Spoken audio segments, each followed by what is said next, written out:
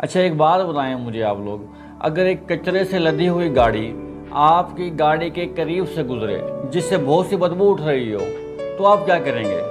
नाक बंद कर लेंगे, गाड़ी का शीशा ऊपर कर लेंगे, ऐसा ही होगा।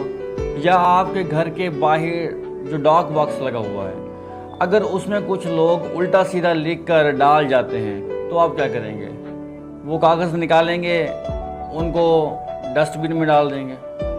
या आपको बहुत सी मेल्स आती हैं हर रोज़, जंक मेल जिन्हें बोलते हैं, उसका क्या करते हैं आप लोग? उसको फ़िल्टर लगाते हैं, अलग करते हैं, डिलीट कर देते हैं, ऐसे ही सब कुछ करते हैं। तो मेरे प्यारे भाई, जब कोई आपकी दिल दुखाने वाली बात कर जाता है आपके साथ, अपने अंदर का गंद गर्दो गुबार आप पर डाल जाता है, तो आप वो क्यों अपने दिल में रख लेते हैं फिर?